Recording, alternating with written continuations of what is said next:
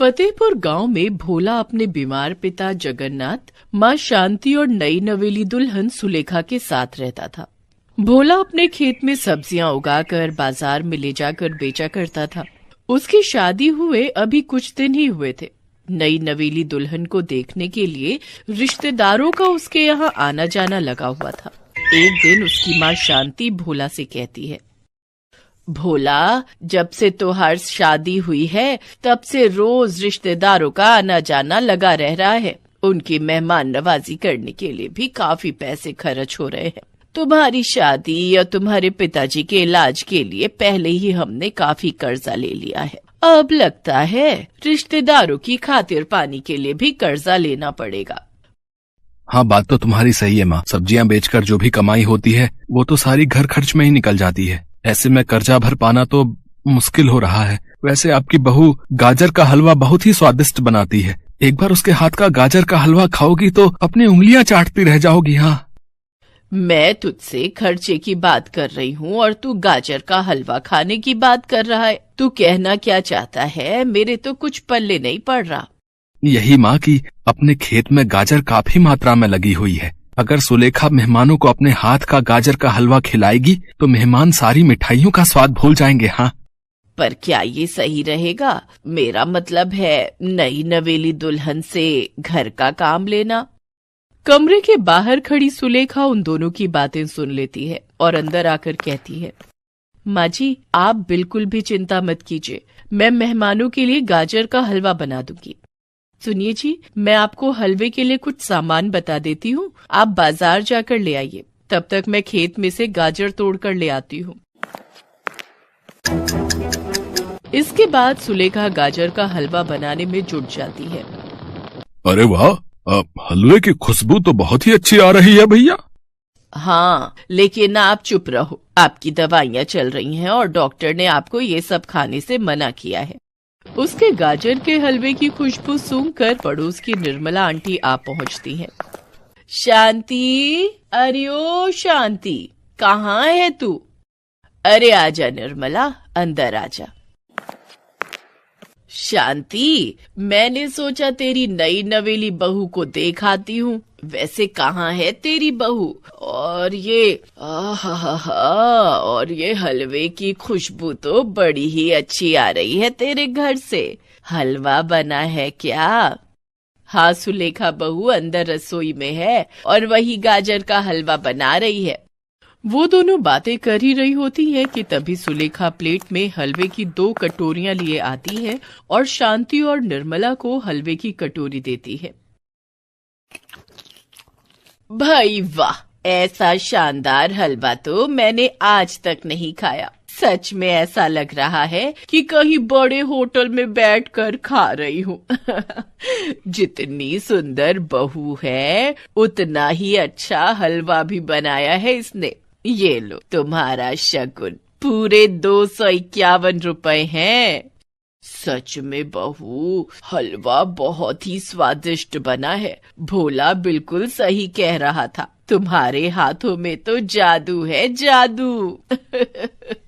इस तरह घर में जो भी मेहमान आता वो सुलेखा के हाथ का हलवा खाकर उसको खुश होकर इनाम दे जाता। ऐसे ही करके सुलेखा के पास काफी पैसे इकट्ठा हो जाते हैं और वो सास को पैसे देते हुए कहती है, माँ जी ये लीजिए 7,000 रुपए। हलवे के बदले में जो सगुन मिला है उसे आप रख लीजिए। बाबूजी की दवाई या कर्ज कम होने में काम आएंगे। नहीं बहू, ये तेरी मेहनत का फल है और इस पर तेरा हक है। इसका मतलब आप मुझे अभी तक इस घर का हिस्सा नहीं समझती जो ऐसी बातें कह रही हैं?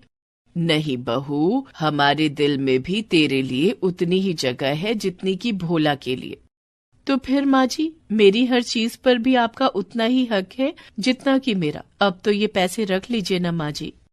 उसके ये कहने पर शांति वो पैसे रख लेती है। ऐसे ही समय बीतता जाता है। एक रोज भोला सब्जियां बेचकर वापस घर की तरफ लौट रहा होता है कि तभी एक तेज रफ्तार बस उसे टक्कर मारकर चली जाती है और उसे चोट लग जाती है। तभी वहाँ एक बड़ी सी कार रुकती है। उसमें शहर का बहुत बड़ा बिजनेसमैन राजवंश भंडारी बैठा होता है। गरीबों की मदद करने से वो कभी पीछे नहीं हटता। वो अपने ड्राइवर के साथ भोला को उठाता है और अपनी कार में बिठाकर हॉस्पिटल ले जाता है। भोला का चेकअप करने के बाद डॉक्टर राजवंश भंडारी से कहता है, इसके दाहिने हाथ की हड्डी फ्रैक्चर हो गई है और मैंने प्लास्टर कर दिया है, लेकिन इसे पूरी तरह ठीक होने में समय लगेगा।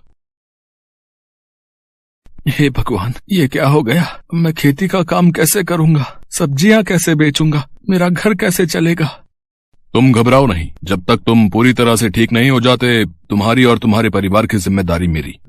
नहीं नहीं साहब, आपने मेरे लिए इतना किया, वही मेरे लिए काफी है। अगर आप मुझे समय पर अस्पताल ना लाते तो न जाने मेरा क्या होता। इसके बाद वो उसे अपनी कार से उसके घर छोड़ने जाता है। भोला की ऐसी हालत देखकर शांति, सुलेखा और जगन्नाथ रोने लगते हैं। हे भगवान, एक ही तो कमाने वाला था हमारे घर में, उसके साथ भी ये हादसा हो गया।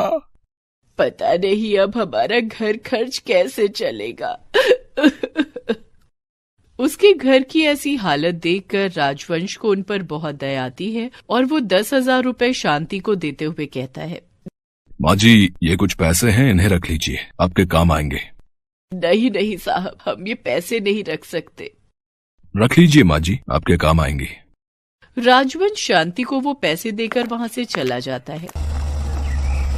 गांव का मुखिया उनके घर आता है और कहता है, क्या बात है, शहर का सबसे बड़ा बिजनेसमैन, आज तुम गरीबों के घर क्या कर रहा था भाई?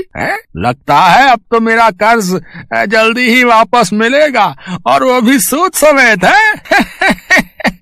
वो भला आदमी भोला को अस्पताल लेकर गया था और अब उसे घर छोड़ने आया था। आप तो मेरी हालत देख ही रहे हैं ना मुखिया जी, ऐसे में आपका कर्जा, वो भी सूद समेत, हम कैसे चुका पाएंगे? मैं कुछ नहीं जानता भाई, मैं कुछ नहीं जानता। हाँ, मुझे अपने पैसे जल्द से जल्द चाहिए, नहीं तो अगर घी सीधी उंगली से ना निकले तो मुझे उंगली टेढ़ी करनी भी आती है, बता रहे हैं। हाँ, आप ठीक 1 महीने बाद आकर अपने पैसे ले जाइएगा, आपको आपके पैसे मिल जाएंगे और वो भी सूद समेत। सुलेखा के इतना कहते ही मुखिया वहाँ से चला जाता है। ये तुमने क्या कह दिया बहू? इतने कम समय में इतने सारे पैसों का इंतजाम कैसे होगा?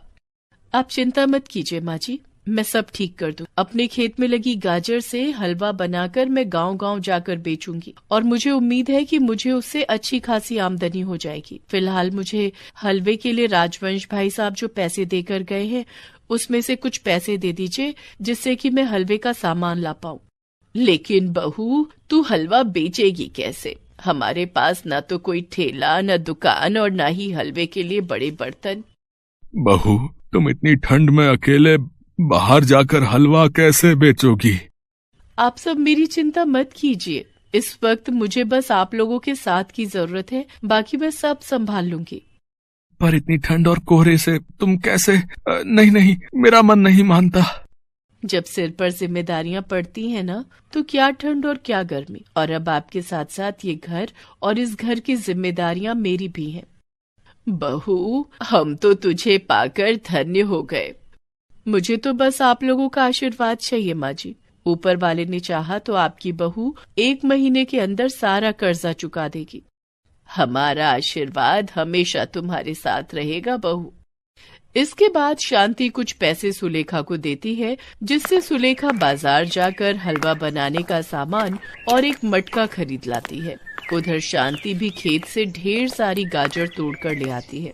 अगले दिन सवेरे जल्दी उठकर सुलेखा ढेर सारा गाजर का हलवा बनाती है और उसे मटके में भरकर अपने सिर पर उठाकर बेचने के लिए गांव-गांव निकल पड़ती है। हलवा ले लो हलवा, गाजर का गरम गरम हलवा, शुद्ध देशी घी, मावो और खोए से बना हलवा, एक बार खाओगे बार बार आओगे। सुलेखा के हलवे की खुशबू से लोग झट से उसका हलवा चखने के लिए दौड़े चले आते। 1 प्लेट लगा दो बहन। हाँ हाँ, अभी लो। वाह वाह वाह, कितना स्वादिष्ट हलवा है। आज माँ के हाथों के हलवे की याद आ गई। ये लो पूरे 100 रुपए। लेकिन हलवा तो 40 रुपए का है साहब। बहन जी, इस स्वादिष्ट हलवे के लिए तो 100 रुपए भी कम है। अगर यही हलवा मैं किसी रेस्टोरेंट में बैठकर खाता तो उसके 300 या 400 रुपए देने पड़ जाते मुझे। रखो रखो, ये तुम्हारी मेहनत के हैं, रखो। आपका बहुत बहुत शुक्रिया साहब। धीरे धीरे और भी ग्राहक सुलेखा का गाजर का हलवा खाने लगे। कुछ ही दिनों में वो मटका गाजर हलवा वाली के नाम से मशहूर हो गई। सुबह से शाम तक उसका सारा हलवा खत्म हो जाता, लेकिन ग्राहकों की भीड़ कम होने का नाम नहीं लेती। उसने महीने के अंत तक अच्छे खासे पैसे इकट्ठे कर लिए थे। माँ जी, मुखिया कल आता ही होगा। ये उसके कर्ज के पैसे हैं और ये उसका मोल, उसको दे देना। जीती रहो बहू, भगवान तुम्हारे काम में खूब बरकत दे और तुझे सदा खुश रखे। 1 महीना पूरा हो गया था। अब भोला भी पूरी तरह ठीक हो गया था। सुलेखा, अब मैं पूरी तरह ठीक हो गया हूँ। अब तुम्हें गांव-गांव जाकर हलवा बेचने की जरूरत नहीं पड़ेगी।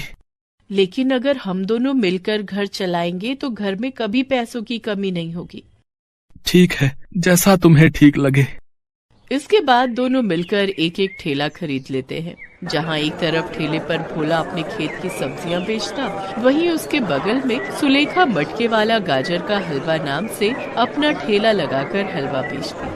अब उनके पैसों की कमी दूर हो चुकी थी और वो दोनों खुशी खुशी मिलकर साथ साथ अपना काम करते। इस वीडियो को लाइक करें, हमारे चैनल को सब्सक्राइब करें, बेल आइकन जरूर प्रेस करें हमारी न्यू वीडियो सबसे पहले देखने के लिए।